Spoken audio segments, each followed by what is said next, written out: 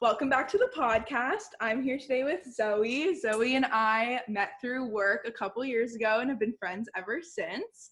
Zoey is going into your third year. My third year. Your third year at McGill. What do you go to McGill for? It's so long.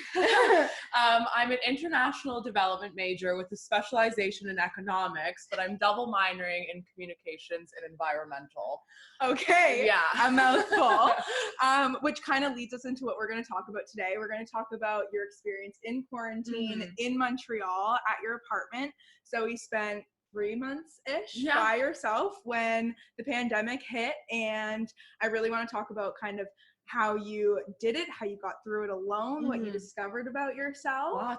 Lots. So if you want to kind of just give us a brief overview, what happened when the pandemic first hit and how you decided to stay there by yourself. Sure. So when actually I had been knowing that COVID was going to hit North America for the longest time and no one believed me. But when it came down to it, I think it was like March 15th or something, when all of a sudden everyone was fleeing campus, like literally physically running away from campus, when I think there was a rumor that someone had it and was in the library. Oh, right, because I forgot that a McGill student had it. Or so we thought. I think it was confirmed, maybe not. However, so we're all fleeing from the library, and I'm going home from work, and all my roommates meet up at home, and we all were like, okay, we have to go metro and get all this, toilet paper and food and whatnot. And then we're like, okay, well, what's going to happen tomorrow? Because at first it was only the first day, we didn't know if it was really actually going to be shut down. We're like, oh, McGill doesn't shut down for even the snow, Yeah. So then when I think it was March 17th or 18th, my roommates actually just started to leave, and all my friends started dropping like flies, like literally just, like, oh, mom, dad, like come get me for the week, come get me for the 2 weeks, or however long McGill said that we were going to shut down for. Right. And so initially I was really, really hesitant to come home because, I built my life there in Montreal and it was really hard to leave. But so I ended up telling my dad to come get me, and I came home for about 2 weeks, but I went straight to Laurier. I went straight to Laurier and I spent 2 weeks with Emma, my best friend, and it was really, really fun. But when we came home, I realized that home really wasn't home to me anymore, and that my life had basically like picked up and moved somewhere else. So I kind of thought that was more of like a survival thing for me, that if I was going to be in Toronto, I would be really, really uncomfortable without all of my personal belongings, without feeling like really who I am for so long. So I made the personal decision to go back to Montreal without my roommates. And it was the most life-changing 3 months of my life. Not to say that like I don't wish my roommates were there with me. Of course, I would have like loved to have their like comfort and presence and whatnot. We could have explored the city together. But the 3 months I spent alone, like think about it. Like, have you ever in your entire life spent 3 months without any external opinions or thoughts or beliefs or even remarks about anything, I don't think I've ever even spent like 3 days without that. And I think it's a great point to say, you would have loved to have your friends there and have that comfort, but going there by yourself was probably like I love that you've said it's the most eye-opening experience of your life. So who did you see? Because you weren't completely by yourself for the 3 months. No, of course. Like I wasn't, like sitting there, in complete silence, meditating my life away or anything like that. But literally, I did, however, spend, maybe I would say I'd see people that I would think I was close to maybe once every 2 weeks, maybe a week and a half if I was lucky. And it wasn't because of, that I didn't want to, but COVID made it really hard with restrictions and stuff. And I wasn't really leaving my apartment to get groceries anyways. And I was doing 2 online courses and I was still working. So it was really, really hard to keep up with friends. And the people that were there, excuse me, I really, really relied on for, my sense of comfort and my sense of familiarity and stuff. Like I remember I would make plans with a certain someone, and I would write it in my calendar, and I would look forward to it for like 2 weeks, you know, because it was like the one time that I could see someone. But yeah, no, and looking back though, it's like, I'm so glad that I didn't like immerse myself into all of these friend groups and all of these COVID restriction parties and stuff, you know, because it really actually gave me the ability to learn about myself. I feel like that was one, just such a crazy experience to willingly put yourself in and decide, okay, I'm going to do this. I'm going to be alone. And it's not that, I'd love to talk about kind of the structure of your days first. Because it's not that you just had all day, every day to sit and ponder. No, you kept yourself busy. And you kept yourself sane. Yeah, I did actually. So it started right when I went back, and I'm like, okay, you know what? I cannot get lazy. I cannot get fat. I can't lose my job. Like, I have to stay productive, you know? And I was already a couple credits behind, just because I'm working and stuff, and it's hard to have a full course load. So I bought a calendar, you know, the ones that you lay out on your desk, like old person style, almost like with your mouse and everything. So I had this calendar, and they had these little stickies, and I would, for big events or things I was excited about, I would put a sticky on the day. So like it would catch my attention, you know, something's coming. So for example, like when I would order a book, I had a sticky when my book was coming, you know? That's a great idea. So you had that with plans and people, but as well as like if you had a book coming or the little things. That's awesome. Because it was really, obviously, if you're spending so much time indoors, not even talking to your grocery clerk or you know, going for a stroll and saying hi to people, it's really hard to maintain that sense of like excitement almost. And so like having the calendar not only allowed me to see, okay, day by day, this is what I have to do. I have to, you know, I have to work in the morning, I'll have my coffee or whatever, and then I'll have some time to do some classwork, and then maybe I'll read my books. I read 14 novels. Oh my God. So that was really fun. And so I always just made sure that like, no matter what, I was always going to make sure that I was happy and always going to make sure that I wasn't falling into like almost a really like dark and scary cycle. So it's like you really kept, I feel like, healthy boundaries just with yourself and with your day, having a schedule and being able to be like, okay, so this is my leisure time, and then this is the time where I'm going to do my work. And you still had that feeling of like productivity and accomplishment, especially making sure you got your work done throughout the weeks and throughout the days. Yeah, absolutely. So then when you kind of had the time alone in your thoughts, because like, did you go on walks a lot? Did you have kind of days on end where you stayed in your apartment? Like, what did you find? So I found that the most rewarding was walking around Montreal, of course, and there wasn't a lot of people around. Like, it was really actually kind of eerie and scary, and because the part of, you know, Montreal that I live in is very McGill and student centered, and so especially walking around that area was a little, you know. Oh, especially on campus. And we're usually seeing like floods of people. But I did a lot of exploring of Montreal, and I sat in a lot of parks, which, you know, I mean, everyone did during quarantine, but the moment that you sit in a park alone and just completely like disconnect from, you know, your phone, from even the music, and kind of just like, and you're like, thank God I'm outside. Like, I've been stuck in my apartment for so long. And you're like, but it was almost like you can reconnect with nature. You're not even like, you know, distracted by conversation with other people or picnic in front of you, or sometimes I'd bring a book, but no, it was beautiful just getting to see like Montreal as a whole and whatnot. But also there were some really dark, I would even say, weeks where I didn't leave the apartment, especially in the beginning when the weather was so bad. Oh, because it was March too, so it was cold, and I'm sure it was snowy. It's crazy. You totally saw the seasons change. Yeah, because you were there from winter to kind of a more springy feel to totally like hot. You're dying in your apartment. Literally, like I went from like wearing my coat in my apartment at the beginning to like begging my landlord for an air conditioner by the end of it. But that's crazy. Okay, so did you read The Power of Now throughout your time there, or was it kind of a book you've read before? Because I know it's like been a huge influence. It's been a very large influence in my life, and it came to me at the most perfect time. I love the those most books. Perfect time. I'm like, is this for me? Was this read for me or written for me? No, so I actually, what happened is that it had been a book that I'd seen everywhere for the longest time, and I struggle with a bit of anxiety.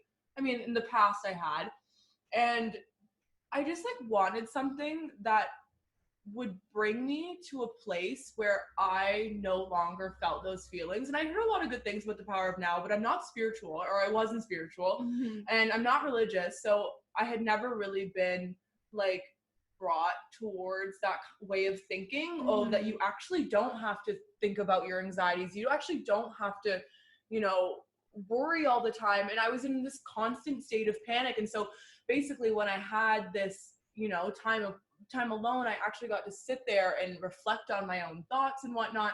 And so when I read this book, it was maybe, I don't know, like the beginning of maybe mid-May, actually. Okay. Mid-May.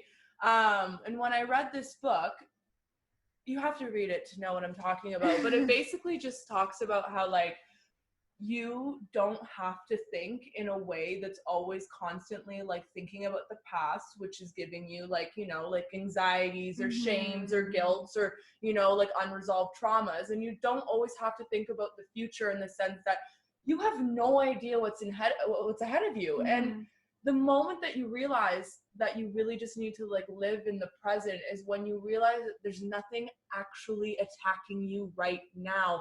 So don't worry about it until it gets there, and then your gut or you or your thoughts or your feelings will figure it out then.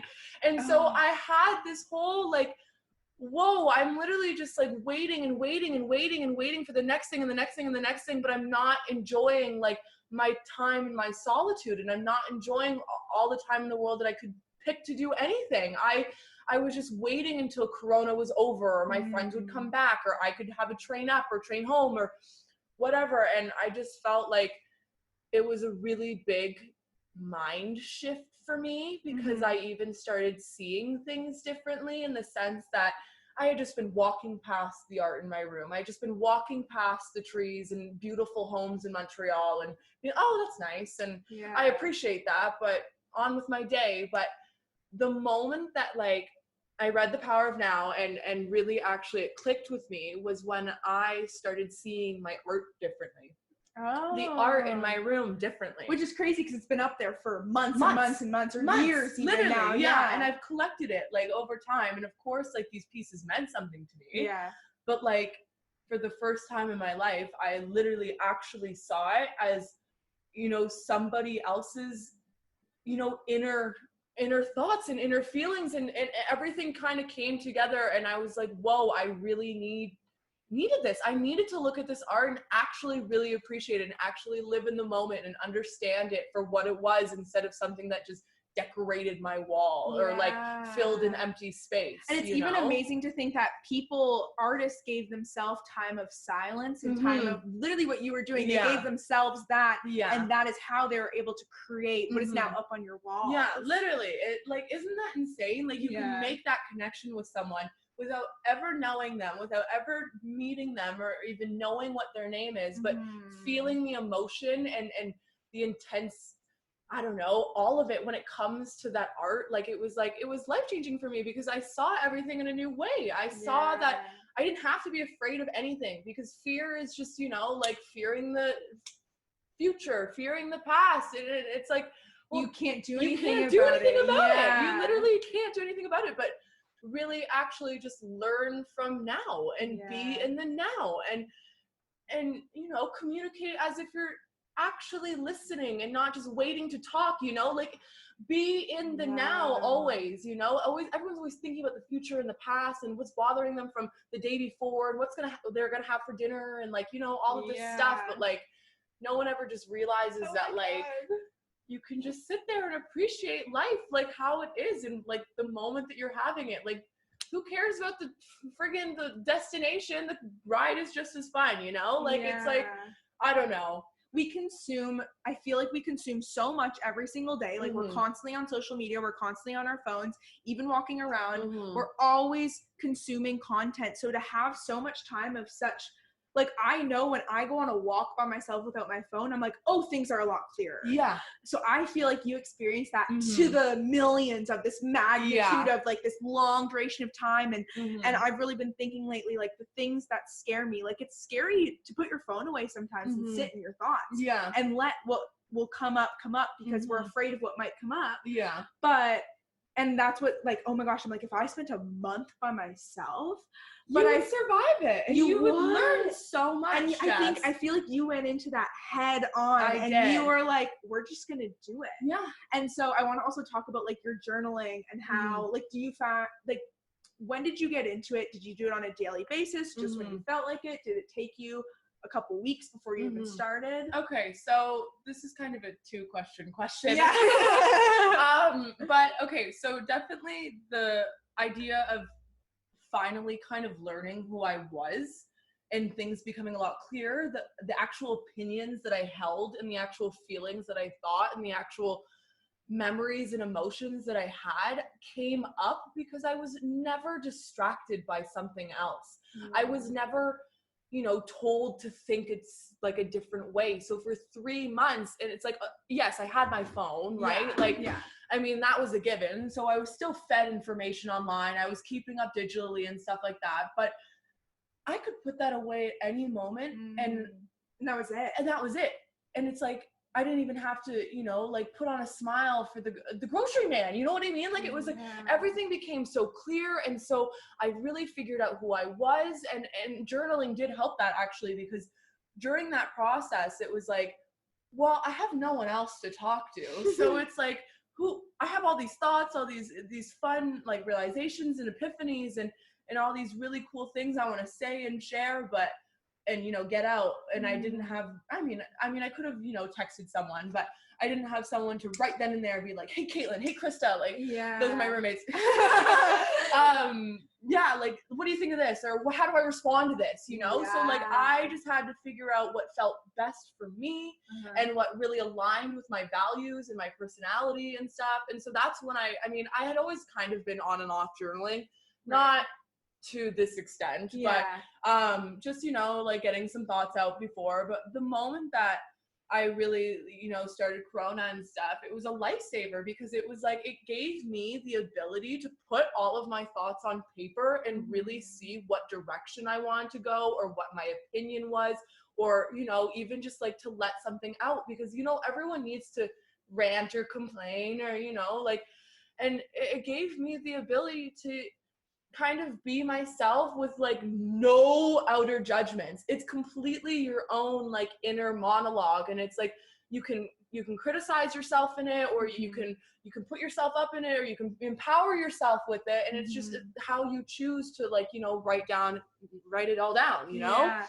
And I feel like that's the way to learn yourself more than ever. Like it's even crazy for you to say the smallest thing of having a roommate, having someone you live with, if there's a problem, it's, oh my gosh, this last semester, when Corona happened and I went home and I was by myself so much more in my bedroom, I was like, I have been running, like sprinting away from my issues, because I live with people that I got along with so well that I was like, oh, I never had to be sad or cry in my room alone, because there was a friend who was probably in the living room, and I could go right to her and I could talk to her. And I think that makes sense why I was so upset when I left and I didn't have her anymore, because it was just me. But the thing is, it's always just me. It always will. It always will. Yeah. And it's crazy, because I think I was using other people as such a crutch and such a cushion. They were a cushion for me to, that makes sense. Because I was like, oh, well, I have all these big feelings, but I don't need to be in them by myself.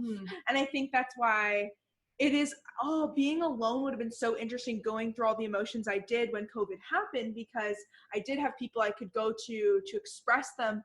But I think it would be so empowering to be alone in them, to have the highs and lows alone and show yourself that you can get through it. And this is why I love your story so much. Thank you. About being alone and realizing this. And I love also, like, you've spoken to me before about how this helped you forgive a lot of things that happened in your past, and forgive a lot of people, and realize so much was consumed by, like, it was in your head, and you have the capacity to forgive others without communicating it to them.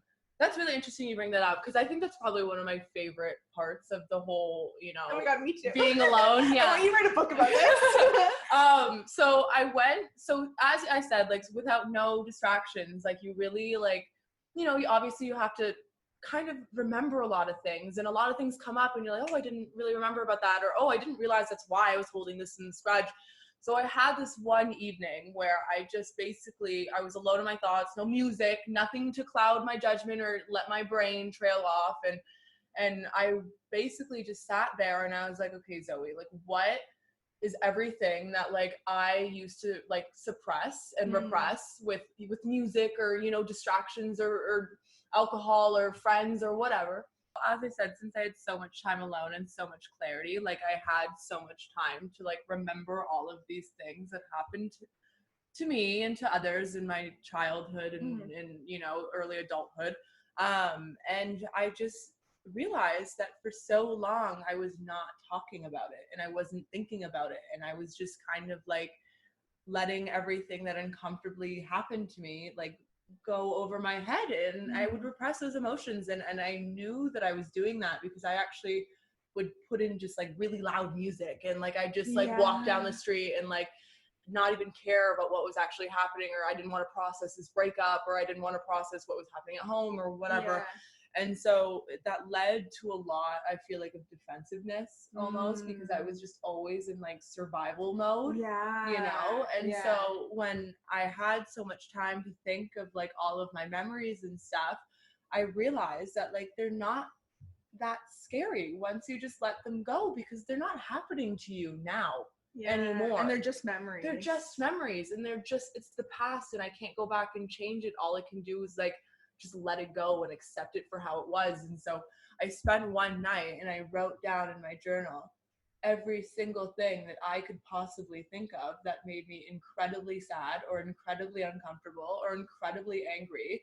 And I wrote them all down, and then they seemed like tiny problems. And then I was like, and I'm not to say that it changed my life in the sense that, like, everything's fine and dandy now, but, like, I had a relatively harder upbringing, and like, I had more or less some problems with friends and family and myself and my identity over the years. And so I just, like, didn't know that, like, I needed to get it all out. And it's so hard to tell it to someone, right? Like, it's so hard to sit there and just say everything you've ever felt vulnerable because or sad I think or mad about. Even, there's two ways to get things out, and one is to write them down, and the other is to speak it to someone. And it would be a different kind of feeling to say it to someone, because yes, it's out, and yes, that'd be a release, but then there'd be other fears that come up of what do they think, and what do they feel about me now, and, like, I wonder, if they've gone through something like that. So there's so many, like, how do they feel?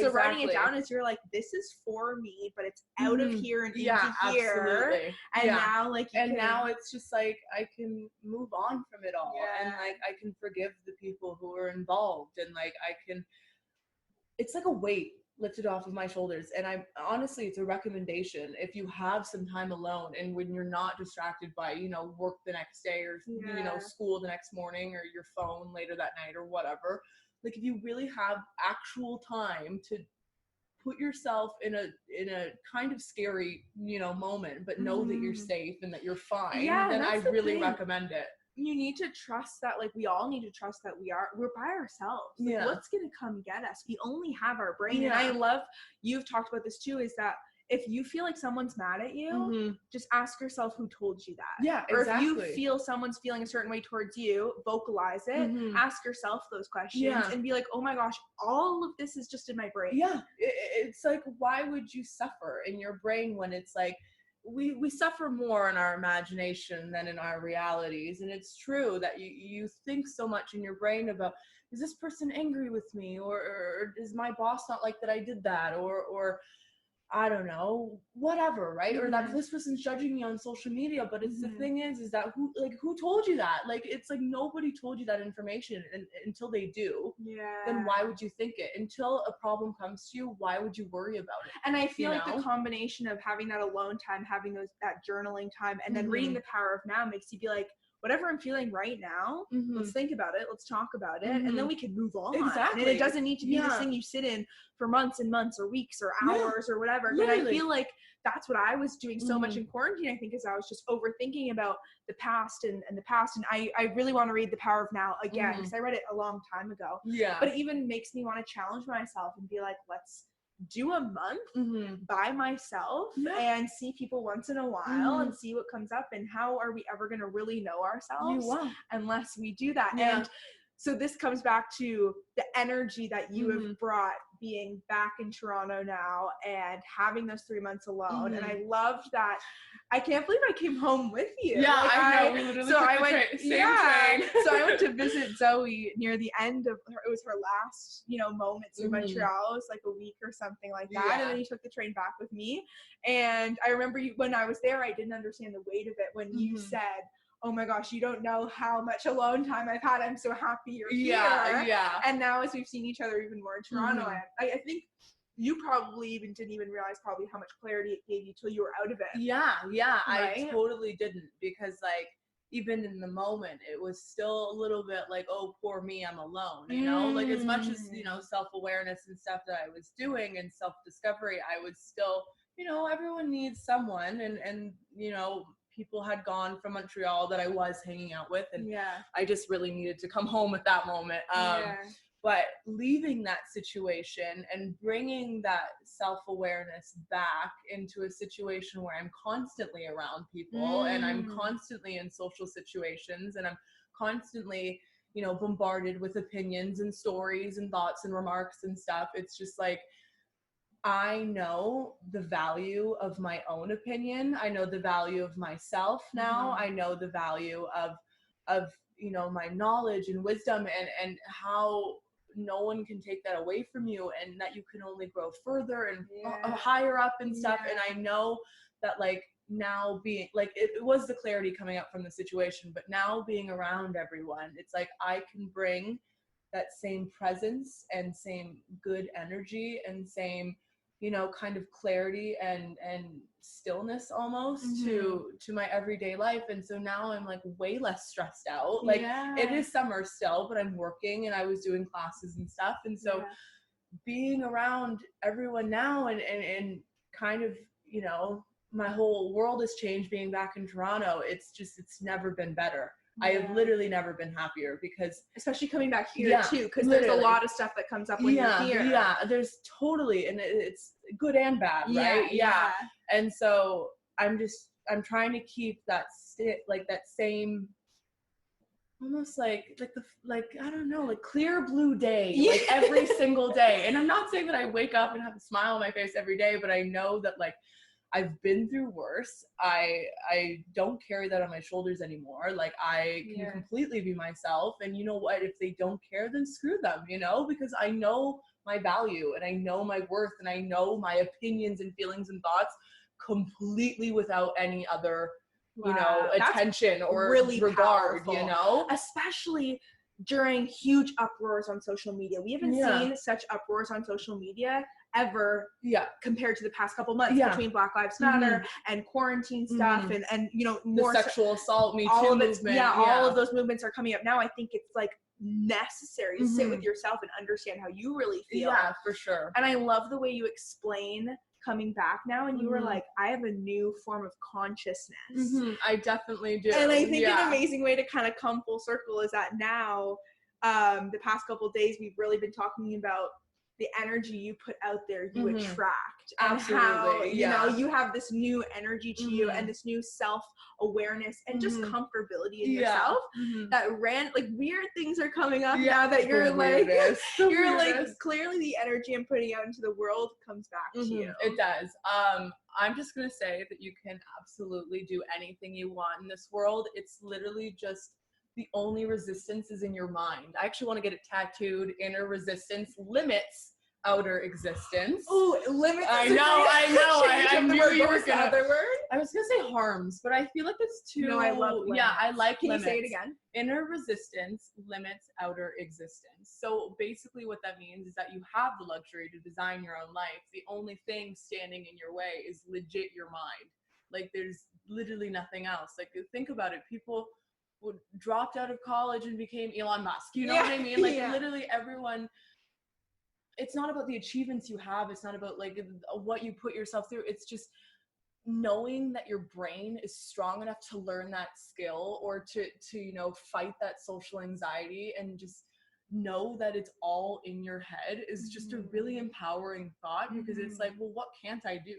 You know? Exactly. Nothing. Oh I my can't gosh. do anything. Like, there's nothing I can't do. I can literally rule the world. I'm not going to. Yeah, But, I know, but like, you can. Yeah, you can. You have can that. align your values and your priorities, and you can make that mental switch. Yeah. You know? Yeah, and I think it's empowering, and I hope people who listen to this can take away that we are the only ones stopping ourselves. Absolutely. And I love the design your own life. Like, you can literally design your own life. I love that sentence. And I'm just so lucky to feel like I'm sitting here and getting to hear all of this, and like for the 45th time. Yeah, no, but I can't stop talking about every time I've heard it, I'm like, this needs to be on the podcast. This needs to be on the podcast, because it's so inspiring, and I think it's so important to know. And it's like, it's so hard to sometimes describe the podcast, because it's like, these are just life things that are so essential to just understanding ourselves and the world. And I'm so proud of you. Thank you. And you inspire me. Oh, and I'm so glad I could bring you here to intentionally create this conversation. Oh, thank you. I love you too. Oh my God. Okay, I'm do you so want to do you want to say wherever anyone can follow you? Y'all can follow me on my various socials. God. It's just my name, Zoey Purvis, on I think Twitter and Instagram. I do a lot of posting of myself in this one. So if you're interested. Thank you for being here. I'm so honored. It was such a treat. You'll be one of my first guests that comes up. So thank you. I'm glad. And I can't wait to see what the future holds for us. Catch you soon. Bye. Bye.